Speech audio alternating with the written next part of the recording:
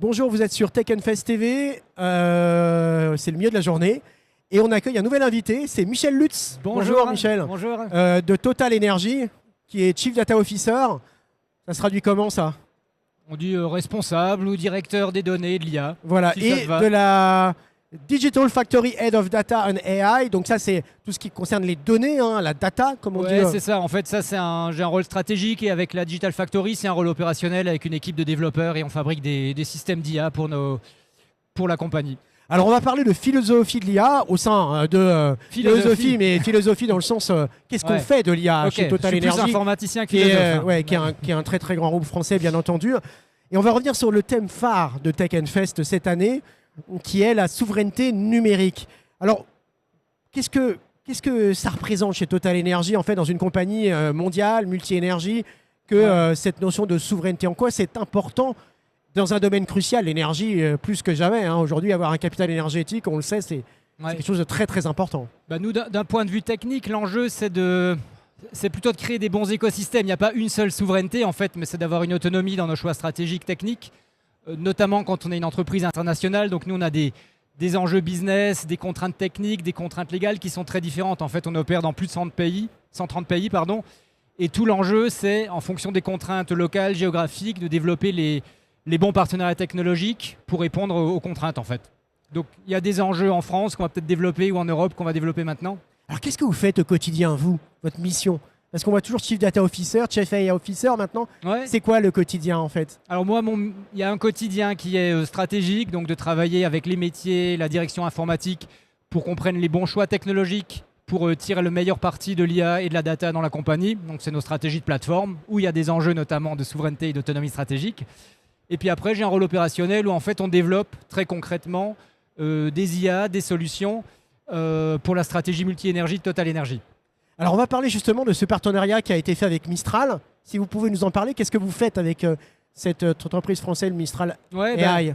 En fait, on a, peut-être juste pour replacer le contexte, effectivement, nous on a des enjeux très forts en Europe de protection de nos données. Donc on a des données très sensibles qu'on ne peut pas mettre dans des environnements cloud. Et donc historiquement, c'est des choses qu'on traite on a beaucoup d'infrastructures en interne, donc des capacités de calcul scientifique. On a un supercalculateur Apo qui est utilisé pour faire du stockage massif de données sensibles, notamment dans le domaine des géosciences, et pour faire du calcul scientifique.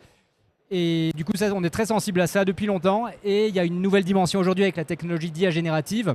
Et du coup, on a lancé ce partenariat avec Mistral pour regarder notamment, il y a deux axes, c'est développer ensemble des cas d'usage en alliant en fait nos expertises de champions en fait, européens, français, nous de l'énergie, Mistral de la technologie. Et puis on a des discussions en cours notamment sur les capacités d'infrastructures souveraines pour l'IA générative. Et on sait que vous êtes en fait une entreprise dite critique, hein, voilà ce qu'on appelle un OIV, donc un organisme d'importance vitale. Donc c'est-à-dire que voilà, si Total Energy a une attaque cyber et quelque chose, ça peut mettre en difficulté. Alors la France, mais pas simplement, effectivement, des infrastructures dans le monde entier, quoi. Absolument, oui, l'énergie, c'est un enjeu majeur de la société. Et c'est vrai ce que tu dis, merci de rappeler que pour être un bon producteur, distributeur d'énergie, il faut être très bon sur la technologie parce que finalement, produire de l'énergie, il y a une dimension très technique, que ce soit dans le domaine de l'oil and gas, mais aussi de renouvelables et l'électricité.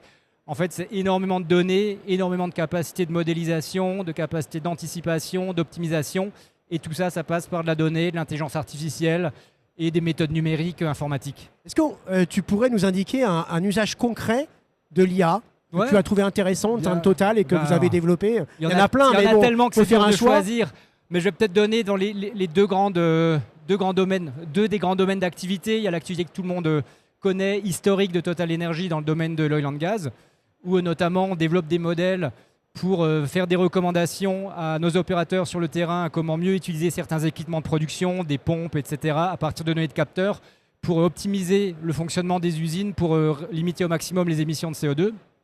D'autres usages dans le domaine des renouvelables ou de l'électricité, on a développé par exemple des modèles d'analyse d'images satellites pour identifier les meilleurs endroits où déployer par exemple des panneaux solaires. Autre cas dans ce domaine-là, on a à Montpellier un centre de contrôle qui récupère toutes les données de production de renouvelables en France. Et du coup, avec mon équipe, on a développé beaucoup de modèles d'IA pour faire de l'analyse de toutes ces données, pour voir si si finalement toute cette production d'énergie renouvelable se comporte bien, s'il n'y a pas de problème dans la production. Alors dans tes équipes, qu'est-ce qui change en termes d'humains?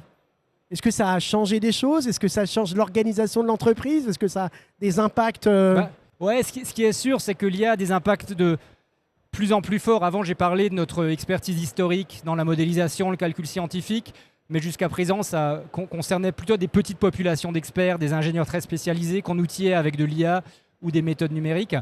Là, aujourd'hui, l'IA, ça devient massif et ça concerne de plus en plus de monde et potentiellement tout le monde dans la compagnie. À un moment, tout le monde va travailler avec de l'IA.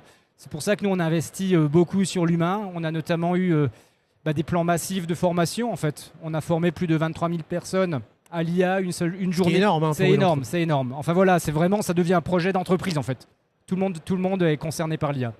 Est-ce qu'on ressent cet enthousiasme chez les gens? Parce que Oui. c'est un peu normal la peur. C'est légitime quand on ne connaît pas. On a peur. On a peur que ça nous remplace. On a peur que ça change un peu, ça nous bouscule. Alors là, moi, je suis assez clair là-dessus. Je ne crois pas du tout aux histoires de remplacement par l'IA. Surtout quand on parle de l'IA générative. En fait, si je raisonne avec un point de vue d'entreprise, moi, j'ai besoin de tirer des avantages compétitifs. Sur les modèles d'IA générative, les LLM, on va tous utiliser les mêmes. On va utiliser des modèles Mistral, des modèles OpenAI, et toutes les entreprises vont les utiliser. La vraie différence, c'est ce que toi tu mets avec ton entreprise. Il y a deux choses que tu mets dans les IA. Il y a tes données, qui sont toute l'histoire de ton entreprise que tu as numérisée. Donc ça va amener de la valeur. C'est aussi pour ça qu'il faut les protéger, ces données. Il ne faut pas les mettre dans n'importe quelle IA. Et après, il y a les humains qui vont utiliser ces IA. Du coup, une IA, ça va faire certaines choses, mais après, ce qu'il faut mettre en face, c'est des experts qui sont capables d'utiliser efficacement les sorties de ces IA pour bien décider et apporter toute leur expertise qu'on ne peut pas modéliser aussi par des systèmes informatiques. Alors ce que vous ne voyez pas forcément, c'est que quand Michel parle, il a les yeux qui sont complètement illuminés par la passion en fait de son métier. C'est quelque chose qui est assez. Si tu dis juste que je suis illuminé, ça me fait peur. Voilà, c'est juste ça. Et l'exercice de l'interview aussi, c'est quelque chose d'assez unique. Merci Michel Lutz. Merci beaucoup. Merci à Total Energy aussi d'être présent à Tech Fest. On est ravis avec d'être des là. autres acteurs, Schneider Electric bien évidemment et d'autres grandes entreprises qui sont présentes ici, ST Micro, et on en citera d'autres. L'événement est génial, on est trop content d'être là. Merci à vous et merci d'avoir été à Grenoble et à bientôt et bonne journée à tous. À bientôt.